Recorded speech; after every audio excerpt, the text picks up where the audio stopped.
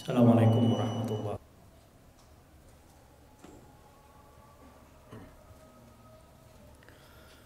Innal hamdalillah nahmaduhu wa nasta'inuhu wa nastaghfiruh wa na'udzu billahi min shururi anfusina wa min sayyiati a'malina. May yahdihillahu fala mudilla lahu wa may yudlil fala hadiya lahu. Asyhadu an la ilaha illallah wahdahu la syarika lah wa asyhadu anna Muhammadan abduhu wa rasuluhu addal amanah wa nasahal ummah wa ballagha risalah wa jahada fillahi haqqa jihadih. Allahumma salli wa sallim ala hadzal nabiyil karim wa ala alihi wa sahbihi wa man sara ala nahjihi ila yaumiddin. Ya ayyuhalladzina amanu taqullaha haqqa tuqatih wa la tamutunna illa wa antum muslimun. Ya ayyuhan nasu taqu rabbakumul ladzi khalaqakum min nafsin wahidah wa khalaqa minha zawjaha wa batha minhuma rijalan katsiran wa nisaa'a wattaqullaha alladzi tasaaluna bihi wal arham innallaha kana 'alaikum raqiba.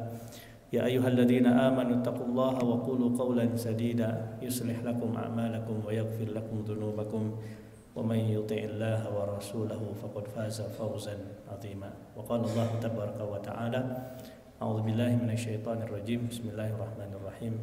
Wa tilkal ayyamu nudawiluha bainan nas. Shadaqallahul azim. Syukur kita panjatkan kepada Allah atas curahan nikmat yang tak henti-hentinya Allah berikan kepada kita, terutama nikmat iman dan nikmat Islam, sehingga Allah ringankan langkah kita untuk hadir di majelis Jumat ini. Mudah-mudahan Allah terima amal ibadah kita, Allah ampuni segala dosa kita, Allah mudahkan segala urusan kita, dan Allah jadikan sisa usia kita usia yang penuh berkah. Salat dan salam semoga tercurahkan kepada Nabi kita Muhammad sallallahu alaihi wasallam, kepada keluarganya, para sahabatnya, para salihin. Semoga Allah kumpulkan kita bersama mereka di surganya kelak. Sidang Jumat rahimani wa rahimakumullah, sudah menjadi ketetapan Allah Subhanahu wa taala bahwasanya hidup itu dipergilirkan. Sudah menjadi ketetapan Allah Subhanahu wa taala bahwasanya hidup itu tidak ada yang flat. Hidup itu selalu silih berganti. Sekarang senang, besok susah. Sekarang lapang, besok sempit. Sekarang sehat, besok sakit. Itu masa-masa kehidupan atau kondisi-kondisi kehidupan yang akan Allah pergilirkan, dan itu setiap manusia pasti akan mengalami. Ini seperti yang khatib barusan baca di awal, wa tilkal ayyamu nudawiluha bainan nas. Itulah hari-hari yang diputar di antara manusia. Ini Allah catat di dalam Al-Quran, Quran surat Ali Imran, berkaitan dengan perang Uhud. Ada riwayat yang mengatakan di antara asbabun nuzulnya itu adalah karena ada seorang sahabat yang berkata kepada Rasul, kenapa ketika perang Uhud ini kita kalah, sementara ketika perang Badar di mana jumlah kita sedikit kok bisa menang? Maka turunlah ayat tersebut sebagai jawaban dari Rasulullah, dari Allah melalui Rasul kepada sahabat tersebut. Wa tilkal ayyamu nudawiluha bainan nas. Itulah hari-hari yang digilirkan di antara manusia. Ketika perang Badar umat Islam bahagia, tapi ketika perang Uhud umat Islam diuji. Tapi tidak lama kemudian terjadi peperangan berikutnya yang umat Islam menang. Itu dipergilirkan. Pun juga dengan kondisi hidup kita. Sekarang kita bahagia, besok sedih. Sekarang kita sakit, besok sehat. Sekarang hidup, besok lusa kita wafat. Itu dipergilirkan oleh Allah Subhanahu wa taala, dan itu ujian dari Allah Subhanahu wa taala. Dan ujian itu pasti menimpa setiap hamba.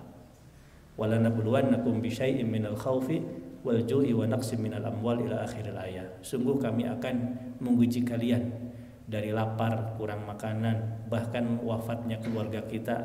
Itu adalah ujian yang pasti akan ditimpakan oleh Allah kepada setiap hamba, termasuk para nabi.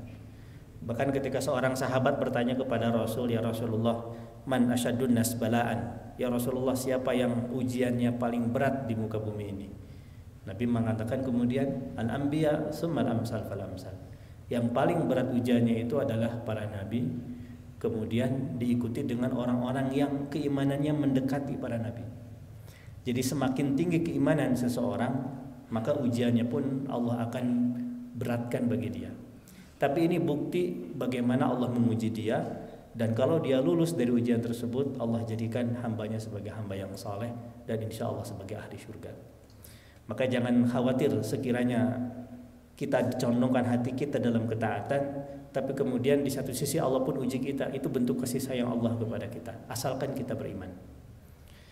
Nah, Bapak sidang Jumat yang Allah muliakan, kalau kita lihat betul ujian yang Allah berikan kepada para nabi itu adalah ujian yang terberat.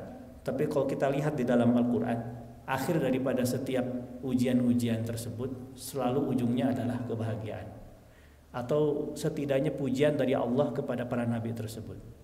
Yang menjadi pertanyaan, apa kuncinya? Kenapa hal itu bisa terjadi? Jawabannya satu, karena kuatnya hubungan mereka dengan Allah Subhanahu wa taala. Kita lihat Nabi Adam alaihissalam. Allah karuniakan kepada beliau dan istrinya Hawa kenikmatan surga, tinggal di dalam surga. Tapi tidak lama kemudian Allah uji keduanya dengan diturunkan dari surga. Itu ujian yang berat. Bagaimana dua hamba Allah saling mencintai, saling merindui, saling berkasih sayang, kemudian diturunkan dari surga dan kemudian dipisahkan oleh Allah. Kalau dikatakan apakah itu berat? Sangat berat. Ketika itu tidak ada manusia kecuali dua orang ini di dunia. Tapi betapa dekatnya hubungan Nabi Adam dan Hawa kepada Allah Subhanahu wa taala. Kemudian keduanya berdoa kepada Allah, Rabbana zalamna anfusana wa illam taghfir lana wa tarhamna lanakunanna minal khasirin. Pada akhirnya Allah dengar jeritan keduanya dan Allah pertemukan kedua hamba tersebut. Banyak yang menganggap keduanya dipertemukan di Jabal Rahmah, tempat jamaah haji melakukan ibadah wukuf. Tapi hadis yang berkaitan tentang tersebut dhaif. Wallahu alam di mana keduanya dipertemukan. Kemudian yang kedua, lihat Nabi Nuh alaihissalam. Allah karuniakan nikmat yang besar. Allah jadikan beliau sebagai rasul yang pertama. Karena rasul yang pertama adalah Nabi Nuh, bukan Nabi Adam. Nabi Adam itu adalah nabi yang pertama. Rasul yang pertama itu adalah Nabi Nuh. Itu nikmat yang terbesar yang Allah berikan kepada Nabi Nuh. Allah panjangkan usianya. Tapi Allah pun berikan ujian yang berat. Salah satu di antara anaknya, bahkan istrinya, kufur. Bagaimana mungkin beliau dakwah kepada manusia, mengajak wahyu kepada Allah Subhanahu wa taala, tetapi Allah berikan ujian di waktu yang sama anaknya kufur. Tidak ada ujian yang paling berat, tidak ada musibah yang paling berat kecuali kalau di antaranya dalam salah satu keluarga kita ada yang kufur, naudzubillah min dzalik. Dan itu terjadi pada Nabi Nuh. Tapi dekatnya hubungan Nabi Nuh dengan Allah Subhanahu wa taala, terus bermunajat kepada Allah Subhanahu wa taala, meskipun anaknya tidak beriman, meskipun istrinya tidak beriman, Allah puji Nabi Nuh alaihissalam. Allah mengatakan tentang Nabi Nuh, innahu kana 'abdan syakura. Nuh itu adalah hamba yang pandai bersyukur. Jadi meskipun ujian menimpa kita, jangan lupa tetap bersyukur kepada Allah Subhanahu wa taala. Yang ketiga, kita lihat Nabi Musa alaihissalam. Nabi Musa di balik kegagahannya, Nabi Musa di balik ketampanannya, di balik keperkasaannya, tetap Nabi Musa adalah manusia biasa. Ketika dikejar oleh Fir'aun, kemudian beliau melarikan diri, dia khawatir, akhirnya dia pergi ke negeri Madian. Ketika itulah beliau berteduh di bawah pohon dalam rangka melindungi dirinya dari kejaran Fir'aun. Dan ketika itu juga Nabi Musa berdoa kepada Allah Subhanahu wa taala, Rabbi inni lima anzalta ilayya min khairin faqir. Wahai Allah, sesungguhnya aku sangat membutuhkan kebaikan yang Engkau turunkan saat ini. Di tengah kondisi kekhawatiran yang sangat besar atas kejaran Fir'aun, Nabi Musa berdoa demikian. Akhirnya rintihan Nabi Musa didengar oleh Allah Subhanahu wa taala, hingga akhirnya beliau diselamatkan oleh seorang ayah dari dua putri, yang mana dua putri ini dibantu oleh Nabi Musa ketika menimba air untuk ternak ayahnya. Akhirnya diangkat menjadi mantu. Akhirnya sejak itulah Nabi Musa selamat dari kejaran Fir'aun. Didengar oleh Allah rintihan Nabi Musa yang demikian karena dekatnya Musa dengan Allah Subhanahu wa taala. Dan yang terakhir kita lihat Nabi Muhammad SAW. Ketika perang Badar, jumlah umat Islam hanya 313 kurang lebih. Sementara orang kafir ketika itu jumlahnya hampir 1000, 3 kali lipat. Logika manusia tidak mungkin pasukan yang kecil bisa melawan pasukan yang besar. Nabi Muhammad dibalik keistimewaannya, begitu juga dengan para sahabat dibalik kemuliaannya, tetap ada rasa takut sebagai manusia biasa. Para sahabat mengadu kepada Rasul, ya Rasulullah, seandainya pasukan yang kecil ini binasa karena pasukan kafir begitu besar, bagaimana dengan keberlanjutan Islam? Maka ketika itulah Nabi Muhammad berdoa kepada Allah, Allahumma intuhlak hadhil isabah min ummatil Islam innaka lan tu'bada abadan. Wahai Allah, jika sekiranya pasukan yang kecil ini dibinasakan atau binasa karena peperangan melawan kaum kafir ini, maka tidak ada lagi makhluk di muka bumi ini yang menyembahmu, karena semuanya gugur syahid. Rintihan Nabi Muhammad dan rintihan para sahabat didengar oleh Allah Subhanahu wa taala. Akhirnya pasukan yang kecil itu bisa memenangi pasukan yang besar, yaitu orang-orang kafir. Kuncinya apa? Dekatnya Nabi Musa dengan para sahabat kepada Allah Subhanahu wa taala. Perang Badar terjadi pada tahun 2 Hijriah bulan Ramadan. Itu adalah masa-masa hubungan seorang hamba dengan Allah dekat. Rintihan Nabi Muhammad didengar. Sidang Jumat rahimani wa rahimakumullah. Itulah ujian yang Allah berikan para sahabat dan begitu besar. Tetapi kemudian di ujungnya Allah berikan solusi kepada mereka yang begitu indah. Kuncinya apa? Dekat hubungan dengan Allah Subhanahu wa taala. Maka kalau ingin dekat pertolongan Allah kepada kita, ingatlah kepada Allah pada setiap waktu, dekatlah kepada Allah setiap waktu, sehingga suatu saat ketika kita sulit, Allah pun memberikan pertolongan kepada kita. Barakallahu li wa lakum wa wallahu antum muqinuna bil ijabah.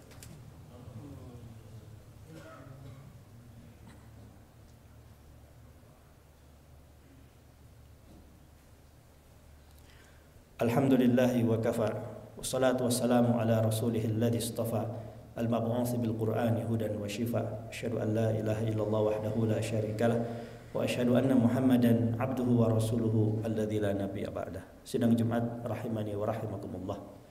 Kita hidup di dunia ini di antara dua hal. Pertama di antara ikhtiar kita, yang kedua adalah di antara takdir yang sudah Allah gariskan kepada kita. Ikhtiar itu kaitannya dengan sunatullah, dan tidak ada seorang hamba yang bisa lepas daripada sunatullah. Sunatullah adalah ketetapan Allah, garis yang harus dilalui oleh setiap manusia untuk mencapai apa yang diinginkannya. Seseorang kalau ingin kenyang, jalannya adalah makan. Itu sunatullah. Tidak mungkin kenyang tanpa makan. Orang jatuh dari lantai atas ke bawah pasti sakit, itu sudah sunatullah. Orang ingin sukses harus belajar. Belajar itu sunatullah yang harus dilalui untuk menggapai kesuksesan.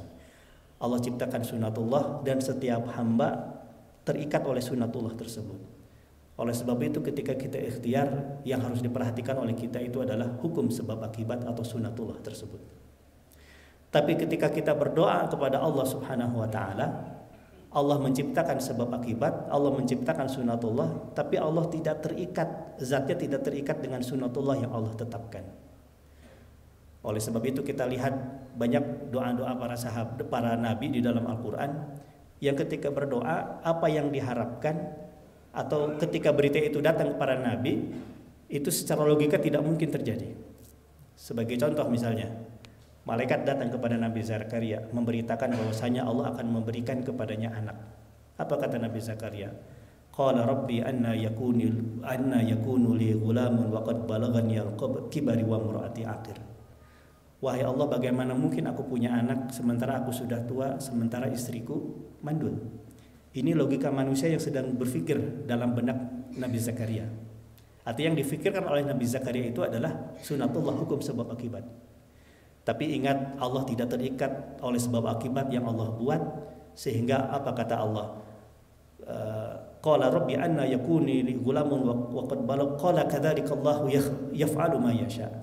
Demikianlah Allah berkehendak melakukan sesuatu. Meskipun Nabi Zakaria sepuh, meskipun istrinya mandul, tapi kalau Allah berkehendak jadi, maka jadilah.